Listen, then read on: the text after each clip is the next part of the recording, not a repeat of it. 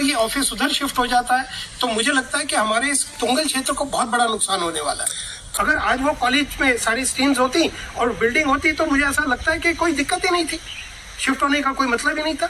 अब एक नई चीज शुरू हुई है कि ये ऑफिस उधर से जा रहा है, 30 लोग काम करते हैं, आने वाले समय में हमारे लोगों को काम मिलेगा, सारी फैसिलिटीज मिलेंगी, लेकिन वो चेंज हो रहा है। मुझे समझ में नहीं आ रहा कि हमारे इस कोटली के लिए क्यों ऐसा व्यवहार किया जा रहा है, या इस तुंगल क्षेत्र के लिए, मंडी के लिए ऐसा क्यों व्यवहार किया जा रहा है। मतलब मुझे ऐसा लगता है कि हम सब लोगों को, खासकर हमारे जनप्रतिनिधि हैं, उनको इसकी आवाज उठानी चाहिए, क्योंकि आज भी रोड की बहुत बुरी हालत है।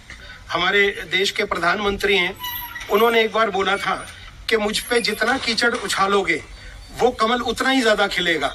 मात्र 40-45 हजार रुपए की ईसीजी की मशीन आती है, वो हमारे कोटली में नहीं है। हाथ जोड़ के उनको प्रणाम करना चाहूंगा कि मेरी आलोचना करते हैं तो मुझे ऐसा लगता है कि मेरा प्रचार कर रहे हैं। वो जो लोग मुझे नहीं भी जानते हैं वो भी मुझे जानने लगे हैं। मुझे बोलते हैं कि जी आपके बारे में बोलते हैं कुछ लोग कि दिल्ली से केजरीवाल आया। तो मेरा एक नया नामकरण है, पहले मेरा नया नामकरण हुआ था खत्री, अब एक और नया नामकरण हुआ है मेरा जो केजरीवाल बोला गया मुझे, पर मुझे इन सब चीजों से कोई फर्क नहीं। नमस्कार, मैं राजेश कपूर, पन्नालाल रक्षा मेमोरियल चैरिटेबल ट्रस्ट मंडी से बोल रहा हूँ। आज हमने ये वार्ता का आयोजन कोटली में किया है और मैं आपकी जानकारी के लिए बताना चाहता हूँ, जो कल रात को मुझे जानकारी मिली कि हमारे यहाँ जो एक थाना प्लोन का एक हाइड्रो प्रोजेक्ट का काम जो चल रहा है, जो प्रपोज्ड है, शुरू होने वाला, ऐसा सुनने में आया था। उसका ऑफिस कोटली में ही है, बट अब ऐसा सुना मैंने कि उसका जो ऑफिस है वो पावर कॉरपोरेशन वाले उसको जोगिंदर नगर शिफ्ट करना चाहते हैं। इसके विषय में एक नोटिफिकेशन भी जारी की है गवर्नमेंट ऑफ हिमाचल प्रदेश ने कि इसकी एक कमेटी बनाई गई है जो इवेल्युएशन करेगी कि 15 दिन में उनको समय दिया गया है कि उधर शिफ्ट किया जाए या नहीं किया जाए। मैं इस विषय में बहुत चिंतित हूँ। उसका कारण है, इस ऑफिस को काफ़ी समय से ये ऑफिस इधर है और काम चल रहा है, काम हो भी रही है, सारी चीज़ें हो रही हैं, बट अब एकदम क्या ऐसा हुआ कि जोगिंदर नगर शिफ्ट कर रहे हैं, मेरी जानकारी में नहीं है। क्या कारण है इसका? हमारे यहाँ मुझे जानकारी है जहाँ तक कि 30 से अधिक लोग इधर काम करते हैं, जिसमें से जो निम्न स्तर के कर्मचारी हैं वो हमारे क्षेत्र से ही हैं, कोटली से ही हैं। 8-10 लोग हैं जो कोटली से ही हैं और उनका रोजगार उसी से ही चलता है।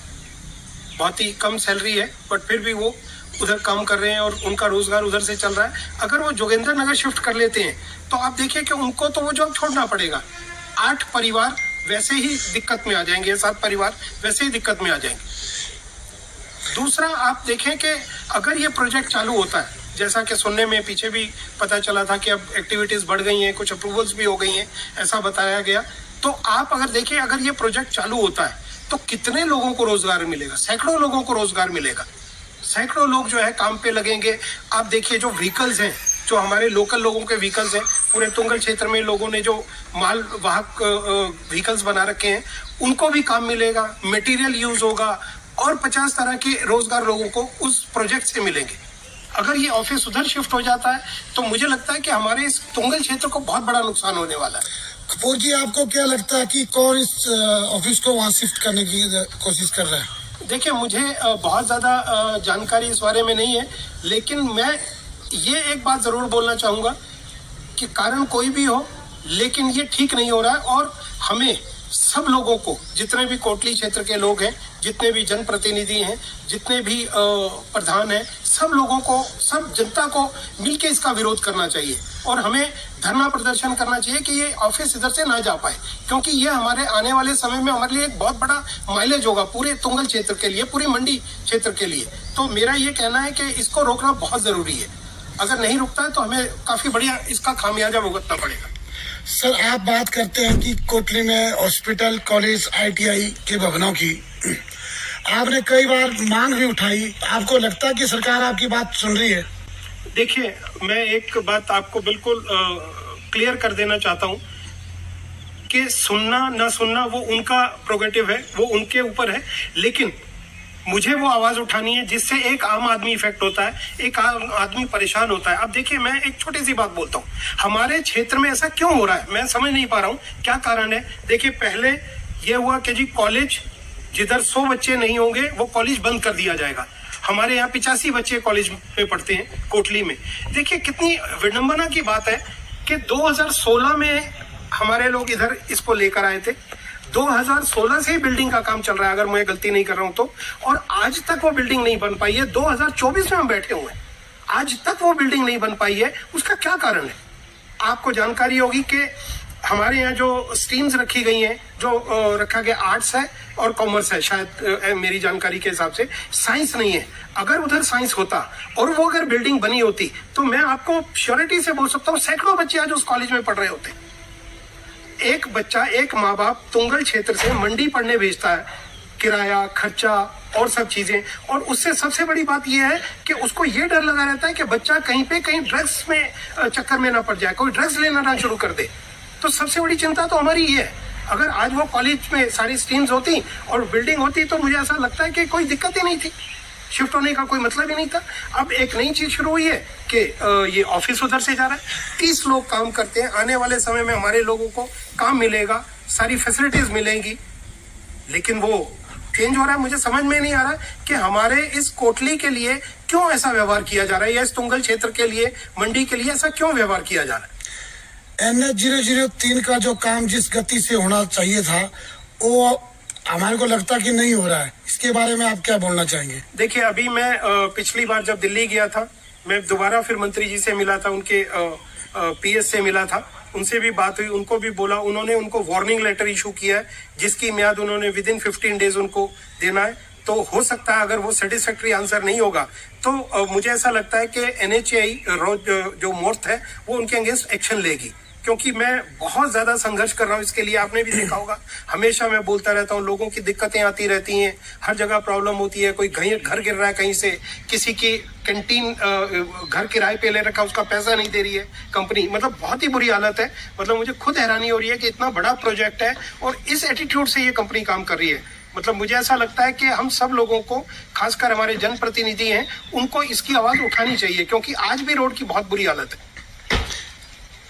बहुत से लोग कपूर साहब आपकी आजकल आलोचना भी कर रहे हैं कि आपके जो मुद्दे हैं वो आप उन मुद्दों को उठाते तो हैं लेकिन उन पे काम नहीं होता है, तो आप उनको क्या कहना चाहेंगे?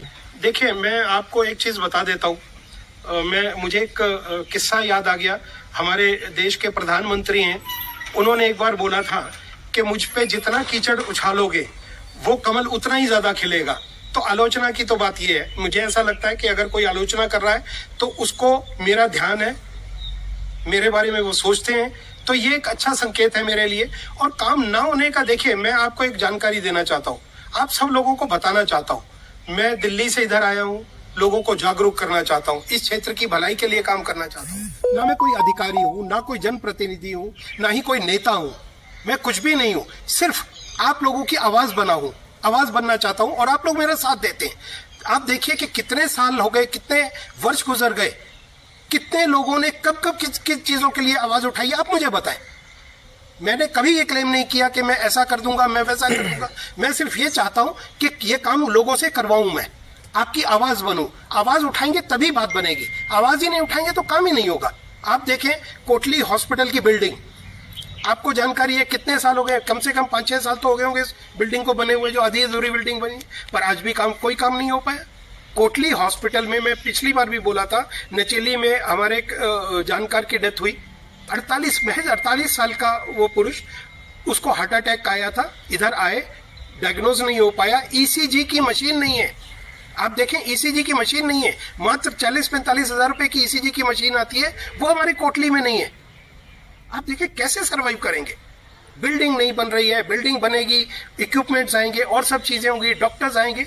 अगर वो मशीन्स उधर होती, ECG एटलीस्ट होती, उसकी ECG की खराब आ जाती तो एटलीस्ट वो मंडी चला जाता, उसको लगा गैस का प्रॉब्लम है, वो चला गया और वो अपने घर तक नहीं पहुंच पाया।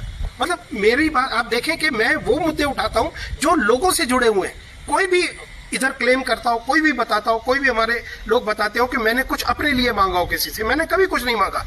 मैं आप लोगों की आवाज हूं, आवाज बनना चाहता हूं और आप लोगों के लिए काम करवाना चाहता हूं। आए दिन कोटली में जो बसें हैं HRTC की वो खराब रहती हैं और लोग जो है जनता बहुत ज्यादा परेशान हो रही है। इसके बारे में आपने पीछे RM साहब से बात भी की थी, तो उसका कुछ फर्क पड़ा उनके उसमें? देखिए, RM से मेरी बात हुई थी तो RM ने कमिट किया था कि हम इस एक पर्टिकुलर रूट के बारे में मेरी बात हुई थी, तो उन्होंने कहा था कि मैं इस रूट को चालू करवा दूंगा और उन्होंने करवा दिया था। लेकिन सवाल ये नहीं है कि एक रूट की बात है, सवाल ये है कि आज हमारे पूरे तुंगल क्षेत्र में बसों की बहुत ज्यादा कमी है। एक रूट करने के लिए आपको दूसरा रूट कैंसिल करना पड़ता है। आज लिटरली ये हालत है।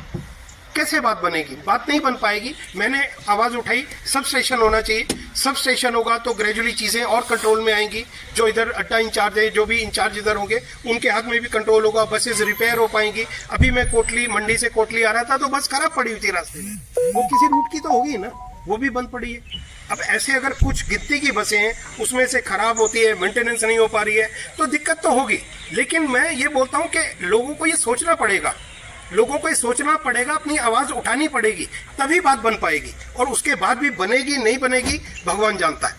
आप जैसे मुझे आपने बोला कि कुछ लोग मेरी आलोचना, बहुत आलोचना करते हैं। मैं बोलना चाहता हूं, मेरी आलोचना करने से कुछ नहीं होने वाला है। मेरी आलोचना करें ना करें उस बात से कोई फर्क नहीं पड़ता। देखिए, हमेशा एक चीज को याद रखें कि हमारा एक ही मकसद है कि हमारे क्षेत्र के लोगों को वो सारी फैसिलिटीज मिले जो वो डिजर्व करते हैं। मेरी आलोचना करने से किसी को कुछ नहीं मिलने वाला है। सिर्फ और सिर्फ अपना पैर ऊपर रख लेंगे, उससे कोई फर्क नहीं पड़ने वाला है। पब्लिक बहुत जानकार है, हर लोग जानते हैं, पूरी अवेयरनेस है, क्या ठीक है क्या गलत है सबको जानकारी है।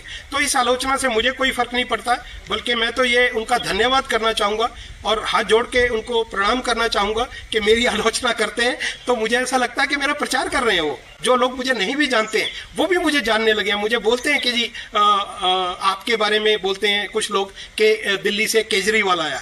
तो मेरा एक नया नामकरण है। पहले मेरा नया नामकरण हुआ था खत्री, अब एक और नया नामकरण हुआ है मेरा जो केजरीवाल बोला गया मुझे। पर मुझे इन सब चीज़ों से कोई फर्क नहीं पड़ता। मैं सबको ये बोलना चाहूँगा कि आप अपना काम करें, अपने अपने ढंग से काम करें, वो बहुत ज़्यादा अच्छा होगा पब्लिक के लिए भी और उनके लिए भी। Thank you so much. YouTube पर हमारे चैनल को सब्सक्राइब करें और रेगुलर अपडेट के लिए बेल आइकन दबाएं।